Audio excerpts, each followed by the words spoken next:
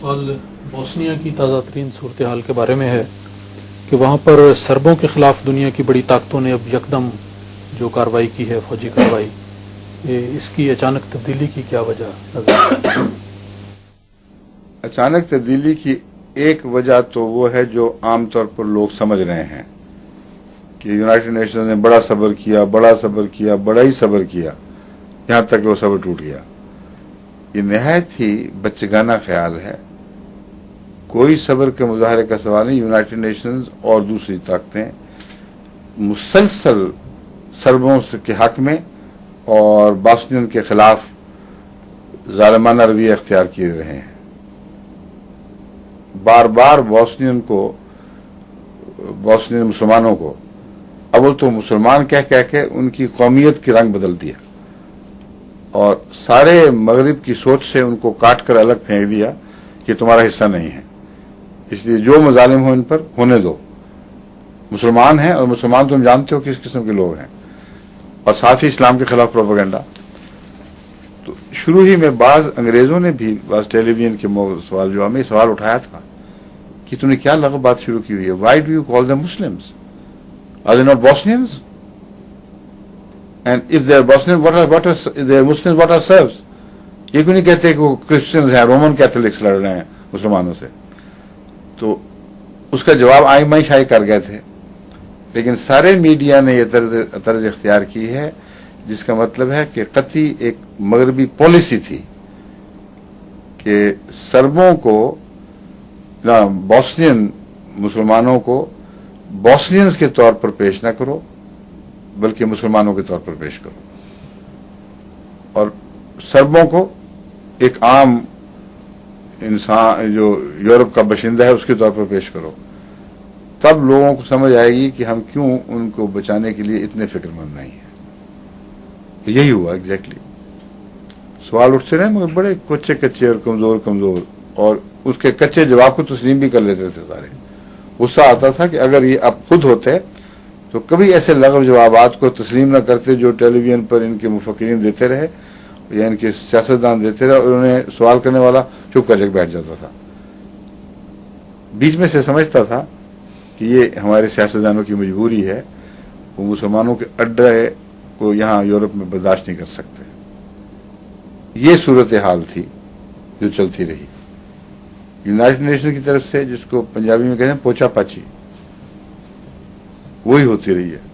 آنسو پوچھ دیے اور کہا کہ اب کی دیکھو ذرا، خبردار جو اب تم نے کچھ کیا۔ پھر اپنے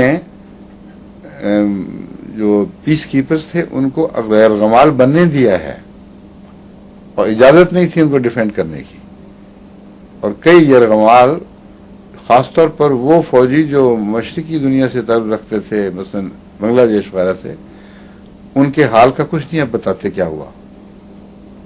ہو سکتا ہے وہ ہلاک بھی ہو گئے ہوں، لیکن ایک آدھ جو دوسرا ہوتا ہے وہ بتا دیتے ہیں۔ تو بڑا ظلم کیا ہے یونائٹڈ نیشنز نے۔ یونائٹڈ نیشن کے نام پر سپاہی مانگے انگریز، فرانسیسی، دوسرے فرانسیسی مگ طیارے بھی گرائے گئے، فرانسیسی آدمی بھی بیچ میں زخمی ہوئے اور قتل ہوئے، اور فرانس کو تبھی غصہ زیادہ تھا۔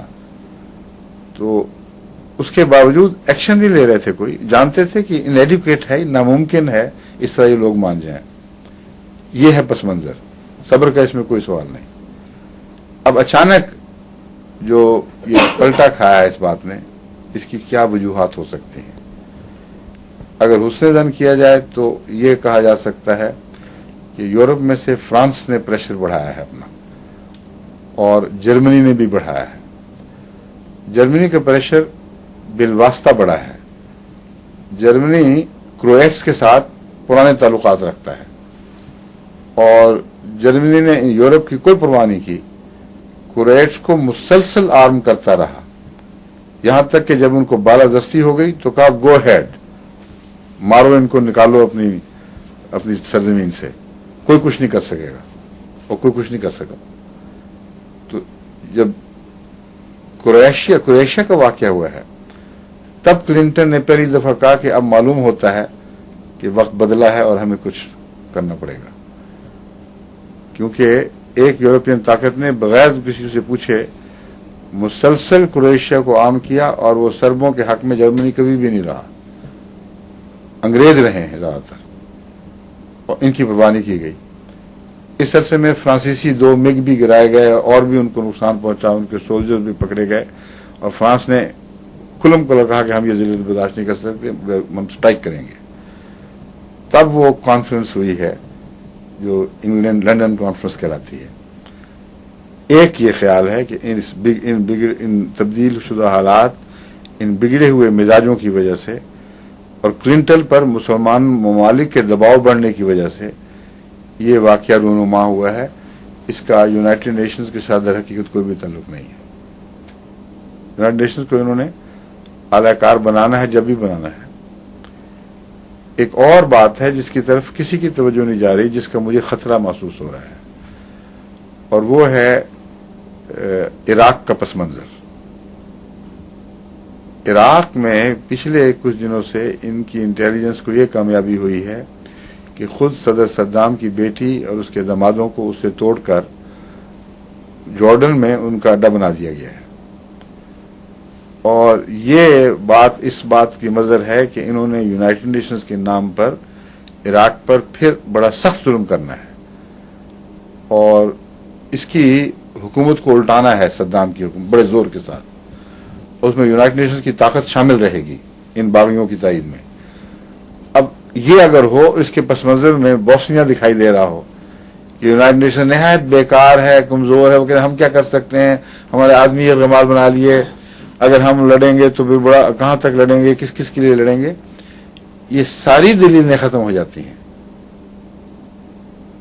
سارا پوسٹر ان کا جو تھا نا یونائٹڈ نیشنز کا بوسنیا کا متعلق، وہ ڈسٹرائے ہو جاتا ہے۔